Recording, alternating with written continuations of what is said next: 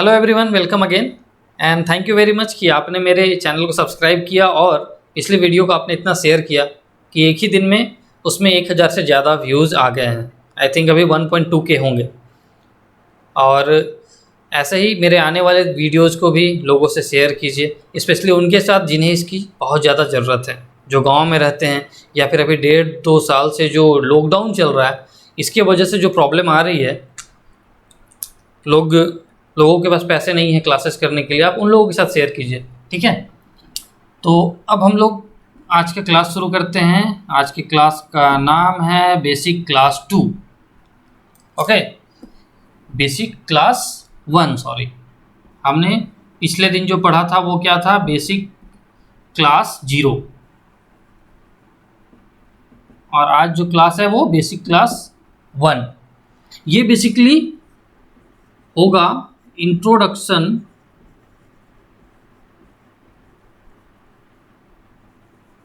Of English. ठीक है, तो इंग्लिश क्या है? लैंग्वेज है। ठीक है, अब लैंग्वेज क्या होता है? इंग्लिश एक सब्जेक्ट भी है, लेकिन सब्जेक्ट होने से पहले वो एक लैंग्वेज है। ठीक है, लैंग्वेज एक बड़ा रूप है और सब्जेक्ट उसका ही एक छोटा रूप है। लैंग्वेज में बहुत कुछ आ जाता है, लिटरेचर भी आ जाता है, बहुत कुछ है, लेकिन आपको क्या पढ़ना है? बस इंग्लिश का ग्रामर पढ़ना है। ठीक है ना, एंड कॉम्प्रिहेंशन, ये सारी चीज़ें। तो लैंग्वेज क्या होता है? Language is a medium to express our ideas, our views, our emotions, our feelings, our thoughts. ठीक है ना, it is a means of communication which enables us to communicate with others. Okay, तो यह क्या है? एक माध्यम है। ठीक है, और आपको देखिए, सबसे एक ज़रूरी चीज़, अगर आप इंग्लिश सीखना चाहते हो, इंग्लिश में मार्क्स लाना चाहते हो, समझ बढ़ाना चाहते हो, तो 2 काम करना मत बिल्कुल भी। पहला क्या? डेफिनेशन रटना। डेफिनेशन बिल्कुल मत रटना। और दूसरी चीज़ क्या है? किस चीज़ के कितने टाइप्स होते हैं। अब नाउन के कितने टाइप्स होते हैं, प्रोनाउन के कितने टाइप्स, कभी मत रटना। रट के कुछ फ़ायदा। नाउन क्या होता है बस ये जान लो। नाउन अगर आप जान गए तो एज ए होल नाउन क्या है आप जान गए, तो टाइप्स तो उसके अंदर आते हैं ना। ठीक है, तो इसलिए रटना मत चीज़ों को, उसका डेफिनेशन मत रटना आप। ठीक है, तो लैंग्वेज एक मीडियम है और इंग्लिश भी क्या है? एक लैंग्वेज है। अभी हम लोग हिंदी में बात कर रहे हैं, तो हिंदी के माध्यम से आप क्या सीख रहे हो? इंग्लिश सीख रहे हो। तो अभी हमारा मीडियम क्या है? हिंदी है। सीख क्या रहे हैं? इंग्लिश। ठीक है, अब किसी भी लैंग्वेज में क्या होता है? लैंग्वेज बनता कैसे? अल्फ़ाबेट से बनता है या अल्फ़ाबेट से बनता है? बताओ आप सोचो। ठीक है, हाँ, बहुत लोगों को लग रहा हो कि मैं ये क्या पढ़ा रहा हूँ, ये बच्चों वाली चीज़ें, लेकिन बच्चों वाली चीज़ों में ही बहुत सारी बात है। ठीक है, अगर आप गौर से देखें तो बहुत लोग जो प्रिपरेशन किए हुए हैं वो भी इन चीज़ों में गलतियां कर देते हैं। अब देखो, अल्फ़ाबेट होता है कि अल्फ़ाबेट्स होता है, इस पे क्वेश्चन पहले भी आया भी हुआ है एग्ज़ाम में, सोचो। तो मैं आपको बता रहा हूँ, अल्फ़ाबेट जो होता है ये वन लैंग्वेज के लिए यूज होता है। किसके लिए? One language. और अल्फ़ाबेट्स जो होता है ये मोर देन वन लैंग्वेज।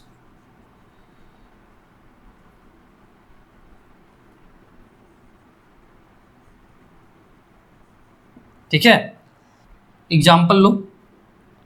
जैसे मैं एक एग्जाम्पल लेता हूँ, कोई क्वेश्चन करता है, हाउ मेनी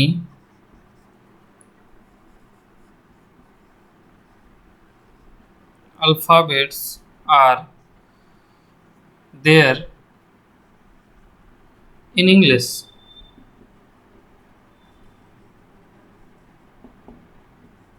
ठीक है, इंग्लिश में कितने अल्फ़ाबेट्स होते हैं? सुन करके तो लग रहा है कि ये सही है।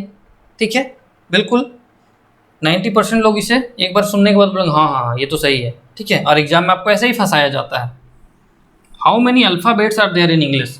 अगर ये सही है तो फिर इस सेंटेंस को क्या कहा जाएगा?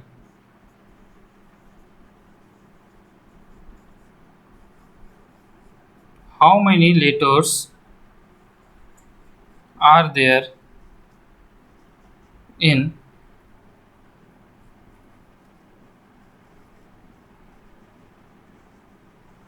द अल्फ़ाबेट ऑफ इंग्लिश, या फिर द के बाद से आप एक और बात क्या लिख सकते हो, द के बाद से how many letters are there in the English alphabet.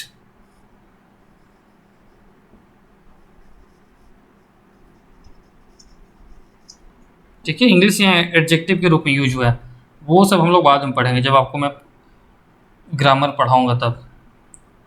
ठीक है, तो how many letters are there in the alphabet of English, English के अल्फ़ाबेट में कितने लेटर्स होते हैं, या फिर how many letters are there in the English alphabet, English के अल्फ़ाबेट में कितने लेटर्स होते हैं। तो दोनों में सही कौन है, सोचो। तो दोनों में सही ये है, ये गलत है, जबकि सुनने के बाद या फिर एक बार देखने के बाद, एक बार पढ़ने के बाद ये लगता है कि सही है, और एग्जाम में हम लोग गलती करके आ जाते हैं। ठीक है, अब ऐसा क्यों हुआ, लेटर्स का बात किया जा रहा है यहाँ पर।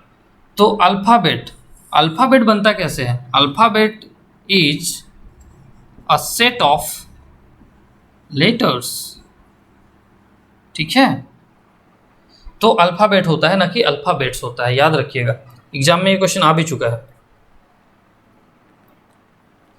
तो अब अल्फ़ाबेट्स के बारे में बात करते हैं कि अल्फ़ाबेट्स का यूज कहाँ होगा।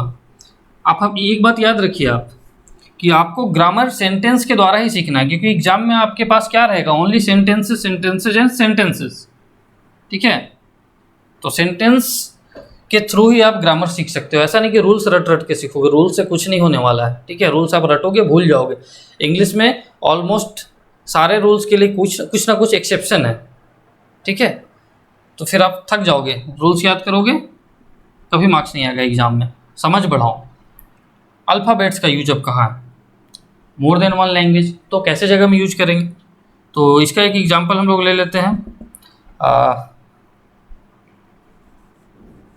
अल्फ़ाबेट्स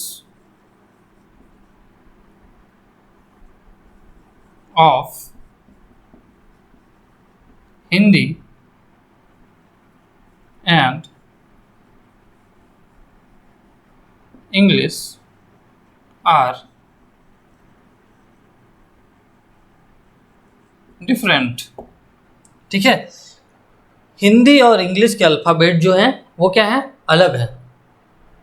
ठीक है, तो देखिए, हिंदी का अलग अल्फ़ाबेट और इंग्लिश का अलग अल्फ़ाबेट, मतलब दो तरह के अल्फ़ाबेट की बात की जा रही है। ठीक है, इसलिए यहाँ अल्फ़ाबेट्स का यूज हुआ है, ना कि अल्फ़ाबेट। अंडरस्टूड। और एक बात देखिए,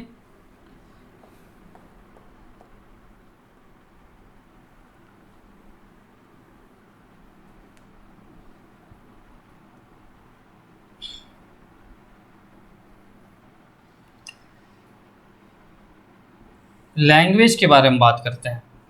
ठीक है, अब हम लोग पढ़ रहे हैं, तो बीच में कुछ भी इंपॉर्टेंट चीज़ अगर आता है तो उसे हमें सीखते चलना है, ऐसा नहीं कि हम लोग उसे बाद में सीखेंगे।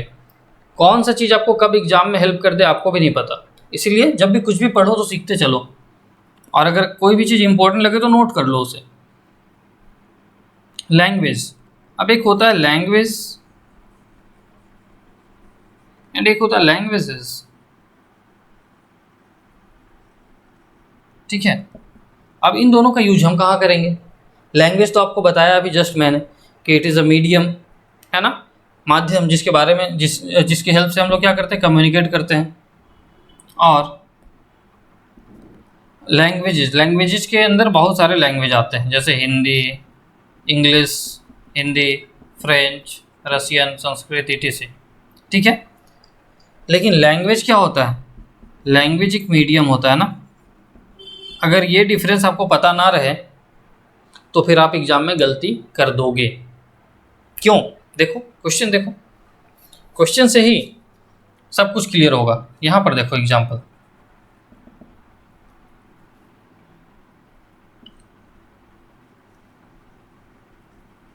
Languages are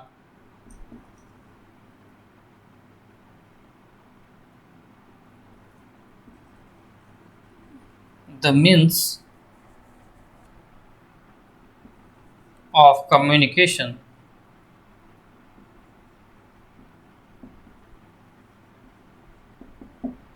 Languages are the means of communication. ठीक है, पढ़ के तो लग रहा है कि सही है। हाँ, लैंग्वेजेज जो हैं वो कम्युनिकेशन के साधन है ना, बातचीत करने के साधन है, बिल्कुल सही है। लेकिन ये बात यहाँ पर सही नहीं लग रहा है। क्यों? क्योंकि कोई भी लैंग्वेज है ना, एनी लैंग्वेज का बात किया जा रहा है तो यहाँ पर लैंग्वेजेस नहीं होगा, लैंग्वेज होगा। किसी भी लैंग्वेज का बात किया जा रहा है, क्योंकि कोई भी जो लैंग्वेज है वो क्या है, मीन्स ऑफ कम्युनिकेशन ही तो है ना, वो आपको बातचीत करने में हेल्प करता है। तो सही क्या होगा यहाँ पर, language is a means of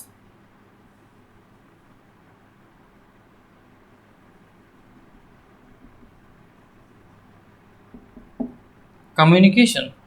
अब देखिए यहाँ पर आप मीन्स ऑफ की जगह और एक चीज लिख सकते हैं कि लैंग्वेज इज अ मीडियम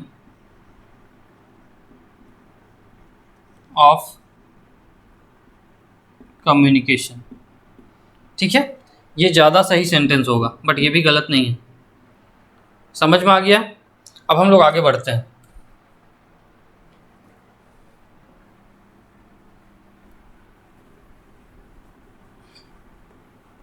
तो ऐसे ही किसी भी चीज़ को हल्के में पढ़ के आगे नहीं बढ़ना है। अगर समझते हुए आप बढ़ोगे तो फिर अंडरस्टैंडिंग भी बढ़ेगी और एग्ज़ाम में मार्क्स तो आना ही है। ठीक है, इंग्लिश में क्या होते हैं, अल्फ़ाबेट होते हैं, यहाँ तक हमने देख लिया। अब अल्फ़ाबेट क्या होता है, सेट ऑफ लेटर्स है। ठीक है, और अल्फ़ाबेट के बाद क्या आता है, वर्ड्स आते हैं ना। वर्ड्स कैसे बनता है, लेटर्स प्लस लेटर्स। लेकिन लेटर्स प्लस लेटर्स को रखने से केवल वर्ड बन जाएगा क्या, देखते हैं। एग्जाम्पल लेते हैं एक, ओ जी तो 2 लेटर है ना, लेटर प्लस लेटर। क्या कुछ मीनिंग आ रहा है, नहीं आ रहा है। That means the meaningful arrangement of letters is called word. अब देखिए डेफिनेशन मत रटना प्लीज़, मुझे समझाना है आपको, इसीलिए मुझे बोलना पड़ रहा है, अदरवाइज मैं बोलता नहीं। तो अगर हम इसके ऑर्डर को यानी अरेंजमेंट को चेंज कर दे, GNO, तो क्या हो जाएगा, गो। मीनिंग दे रहा है, तो यही वर्ड है। अब देखिए वर्ड के बाद क्या आता है, सेंटेंसेस। सेंटेंसेस का फॉर्मेशन कैसे होता है, वर्ड प्लस वर्ड है ना, प्लस वर्ड, जो भी जितना भी आप ले लो, वर्ड प्लस वर्ड। लेकिन अब देखो राम एक वर्ड है, खाता भी एक वर्ड है। खाता राम है। अगर मैं बोलूँ खाता राम है तो क्या कुछ मीनिंग आ रहा है, नहीं आ रहा है। अगर मीनिंग नहीं आ रहा है मीन्स ये सेंटेंस है ही नहीं। So the meaningful arrangement of words is called sentence. Okay, so sentence is the meaningful arrangement of words और meaningful organization of words. Okay, technical issues की वजह से बीच में मुझे रिकॉर्डिंग रोकना पड़ा था, तो अब कंटिन्यू करते हैं। हम लोग पढ़ चुके थे कहाँ तक, सेंटेंस तक। तो सेंटेंस को हमें आगे बढ़ाना था ना, सेंटेंस। तो सेंटेंस का जो बेसिक स्ट्रक्चर होता है वो क्या होता है, subject plus verb plus object. लगभग सभी को ये पता है, और जिन्हें नहीं पता है वो इसे दिमाग में डाल लीजिए, क्योंकि ये बहुत काम आने वाला है। ठीक है, सब्जेक्ट वर्ब अग्रीमेंट ही है पूरा का पूरा सेंटेंस कंस्ट्रक्शन। ये बेसिक स्ट्रक्चर होता है इसका, सेंटेंस का बेसिक स्ट्रक्चर। अब देखिए बेसिक स्ट्रक्चर है, इसका मतलब ये नहीं है कि हर जगह ये फॉलो होता ही रहेगा। इंग्लिश पूरा एक्सेप्शन से भरा पड़ा है, हर जगह एक्सेप्शन है। तो इसीलिए आपको रूल्स को रटना नहीं है। अगर आप रूल्स को रटोगे तो फिर मार्क्स कभी भी नहीं आएगा एग्जाम में, क्योंकि एग्जाम में बहुत सारे क्वेश्चंस ऐसे होते हैं जो एक्सेप्शन से ही पूछे जाते हैं। ठीक है, तो इसलिए आपको रटना नहीं है, समझना है। अगर आप समझ बढ़ाओगे तभी आप समझ पाओगे कि रूल तो ये है बट फॉलो क्यों नहीं हो रहा है। ठीक है, एक्सेप्शन का मतलब होता है अपवाद। अपवाद का मतलब जो रूल्स को फॉलो नहीं करता है ना। अब सेंटेंस में ये जो 3 पार्ट हैं, इन तीनों के बारे में हम लोग थोड़ा थोड़ा इनका इंट्रोडक्शन देखेंगे। सब्जेक्ट, सब्जेक्ट क्या होता है? सब्जेक्ट मीन्स कर्ता। कर्ता का मतलब क्या हुआ? डूअर, काम करने वाला। सेंटेंस में जो भी एक्शन कर रहा है वो क्या होता है? सब्जेक्ट होता है। One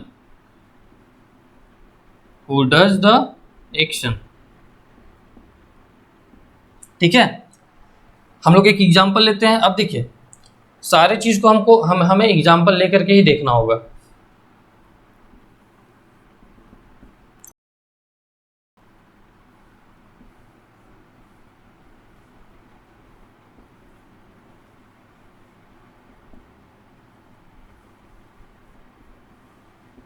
Ram writes a letter.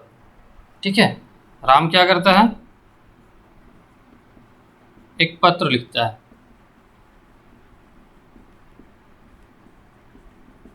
Ram एक पत्र लिखता है। ठीक है, राम यहाँ क्या कर रहा है? लिखने का काम कर रहा है। मतलब एक्शन कौन कर रहा है? राम कर रहा है, इसलिए राम क्या हुआ? सब्जेक्ट हो गया। सिंपल है। You are watching my videos on YouTube means you are the subject. I am writing here, I am teaching you means I am the subject. ठीक है, ये है सब्जेक्ट। और क्या हो सकता है? अगर एक्शन ना हो सेंटेंस में तो फिर सब्जेक्ट कैसे पता करें? उस केस के लिए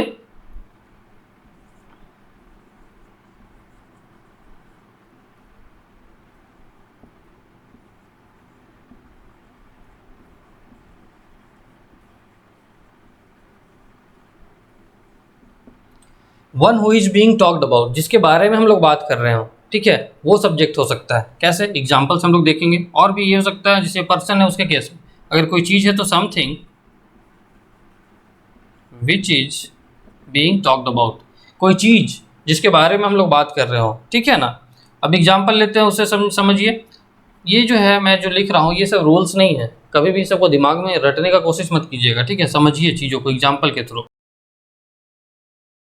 example number 1, Ram is a boy. अब देखिए यहाँ पर कोई भी एक्शन नहीं हो रहा है ना, फिर भी फर्स्ट प्लेस यानी सब्जेक्ट की प्लेस पे कौन बैठा है? राम। राम एक लड़का है। अब देखिए यहाँ लड़के के बारे में डिस्क्राइब किया जा रहा है या राम के बारे में डिस्क्राइब किया जा रहा है? राम एक लड़का है ये कहा जा रहा है, न कि लड़का राम है, तो इसीलिए राम सब्जेक्ट हुआ, न कि लड़का बॉय। ठीक है ना। अब इसके बारे में देखते हैं।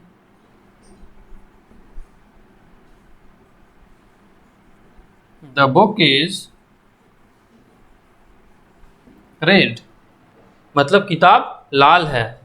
किसे डिस्क्राइब किया जा रहा है? बुक को या लाल को? बुक को डिस्क्राइब किया जा रहा है, इसीलिए द बुक यहाँ पर क्या है? सब्जेक्ट है। आई होप आपको समझ में आ गया होगा। अब आगे देखते हैं हम लोग और क्या क्या हो सकता है सब्जेक्ट।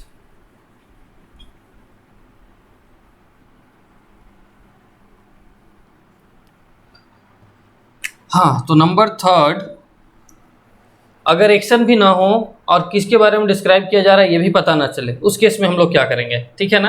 तो उस केस में हम लोग generally it, there, this, that, these,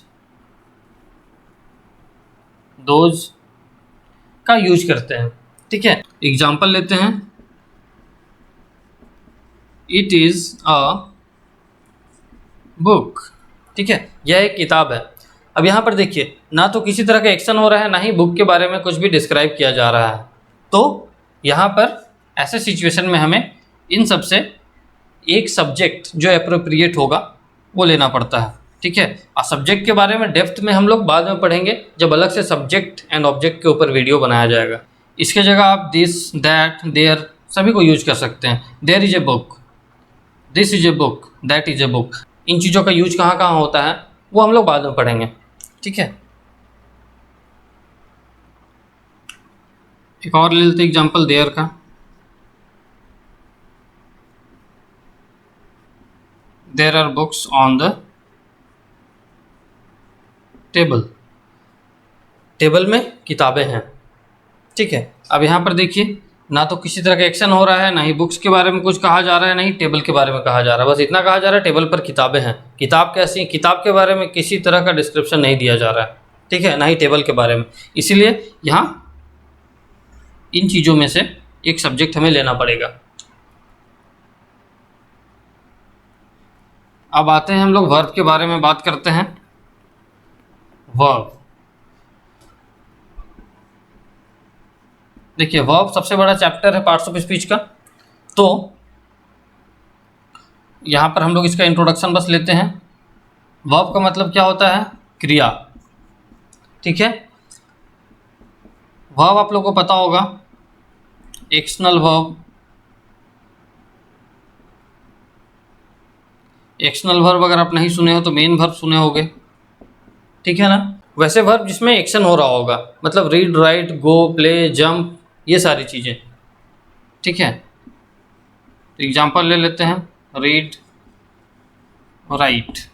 और एक्शनल वर्ब जो होते हैं इन्हीं का वर्ब फॉर्म भी होता है, मतलब V1, V2, V3, V4 and V5। ये तो पता ही है आप लोगों को। वर्ब चैप्टर जब पढ़ेंगे तो हम लोग इसके बारे में डिस्कस कर लेंगे। नंबर टू है ऑक्सिलरी वर्ब।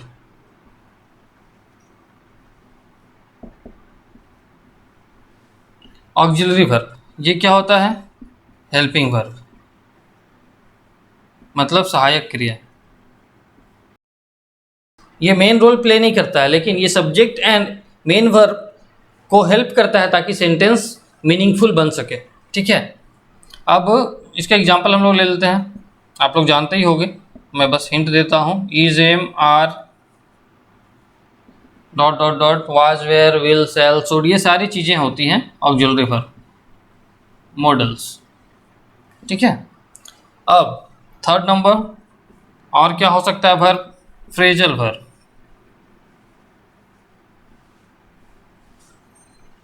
फ्रेजल वर्ब है ना, मतलब वर्ब किस फॉर्म में रहेगा? फ्रेज के फॉर्म में। वन वर्ड का वर्ब है ना यहाँ पर, ये भी वन वर्ड का है, लेकिन ये फ्रेज के फॉर्म में, मतलब वन वर्ड से ज़्यादा। फ्रेज का मतलब क्या होता है? वन वर्ड से ज़्यादा, ठीक है। ये बनता कैसे है? ये बनता है main verb plus prepositions. Main verb plus preposition and कभी कभी एडवर्ब, बट एडवर्ब बहुत कम ही यूज होता है। मैक्सिमम क्या यूज होता है? Main verb and preposition. Example लेते हैं इसका, समझ में आ जाएगा आपको, ठीक है। Look up. अब देखिए, अगर आप इसे सेग्रीगेट करके इसका मीनिंग निकालोगे तो लुक का मतलब क्या हुआ? देखना, अप मतलब ऊपर, है ना। लुक अप मीन्स ऊपर देखो, आप किसी को ये बोल रहे हो, बट ये अलग अलग मीनिंग नहीं देगा, ये पूरा का पूरा फ्रेज एक मीनिंग देगा। तो लुकअप को हम लोग को साथ में लेना है, ठीक है ना। लुकअप का मतलब क्या होता है? यहाँ पर देखिए, लुकअप का मतलब टू सर्च, ठीक है, या फिर टू फाइंड आउट। एग्जाम्पल आप देख सकते हैं, you should look up the word in the dictionary, okay. एक और एग्जाम्पल लेते हैं हम, लुक से ही एक ले लेते हैं, लुक इनटू, ठीक है। लुक इनटू का मतलब क्या होता है? इन्वेस्टिगेट करना। जैसे एग्जाम्पल हम लोग लेते हैं, the police is looking into the case, means क्या हुआ? The police is investigating the case. दूसरा मीनिंग इसका क्या है? ध्यान देना। लेकिन क्लास में ध्यान देना अलग होता है। क्लास में ध्यान देने का मतलब हुआ टू पे अटेंशन, ओके। लेकिन किसी भी मैटर में ध्यान देना means you should look into the matter because the matter is important, so take it seriously. ये सेंस निकल रहा है इसका, मैटर इंपॉर्टेंट है, आपको थोड़ा इसे सीरियसली लेना चाहिए, ठीक है। तो ध्यान देने का वो मतलब हुआ। तो वर्ब, यहाँ पर वर्ब का इंट्रोडक्शन कंप्लीट हो चुका है। अब हम लोग बात करते हैं ऑब्जेक्ट के बारे में। ऑब्जेक्ट क्या होता है? कर्म। आप लोगों ने पढ़ा होगा, कर्ता ने कर्म को करण से, ठीक है। मतलब राम ने श्याम को डंडे से पीटा, वो क्या होता है? ऑब्जेक्ट क्या होता है? One who gets affected by the action, या फिर something which gets affected by the action. मतलब कोई भी इंसान या कोई भी जीव जो एक्शन के द्वारा अफेक्ट हो रहा है, या कोई भी चीज़ जिस पर इफेक्ट पड़ रहा है आपके एक्शन का, वही क्या होता है, ऑब्जेक्ट होता है। एक एग्जांपल लेते हैं,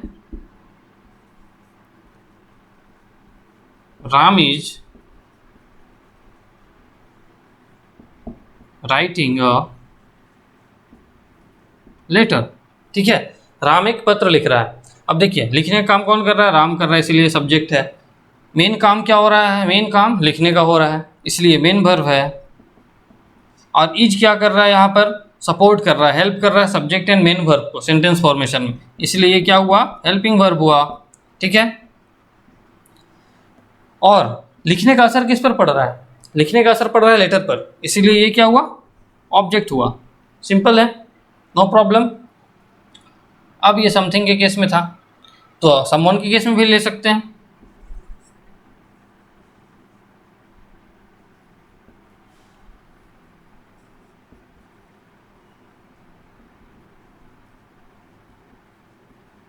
राम इज टीचिंग सीता, राम सीता को पढ़ा रहा है। ठीक है ना, तो राम यहाँ सब्जेक्ट है जो पढ़ाने का काम कर रहा है ना। ये मेन वर्ब है, मेन काम हो रहा है, ये इसको सपोर्ट कर रहा है, हेल्पिंग वर्ब हो गया। और पढ़ाया किसे जा रहा है, सीता को पढ़ाया जा रहा है। ठीक है ना, पढ़ाने का असर किस पर पड़ रहा है, सीता पर पड़ रहा है, इसीलिए क्या हो गया, ऑब्जेक्ट। आई होप आप समझ रहे होगे। अब मान लीजिए अगर सेंटेंस में एक्शन ही नहीं हो रहा है, अगर एक्शन नहीं हो रहा है तो फिर इफेक्ट भी किसी के ऊपर नहीं पड़ेगा, उस केस में हम लोग ऑब्जेक्ट कैसे निकालेंगे। ठीक है, तो उस केस के लिए हम लोग एक एग्जांपल लेते हैं। इट इज़ अ बुक, हमारा पुराना एग्जांपल, यह एक किताब है। इट तो हमने सब्जेक्ट यहाँ पर इसलिए लिया है क्योंकि आपको पता है किसी भी तरह का एक्शन नहीं हो रहा है, ना ही किसी के बारे में डिस्क्राइब किया जा रहा है, तो उस केस में हम लोग it, this, that, this, those, there, इनसे सब्जेक्ट हम लोग चूज कर लेते हैं, जो भी अप्रोप्रिएट होता है। अब यहाँ पर देखिए, बुक जो है ऑब्जेक्ट के प्लेस पे बैठा है, मतलब ये क्या है, ऑब्जेक्ट है। लेकिन जो हमारा एक और सेंटेंस था, द बुक इज रेड,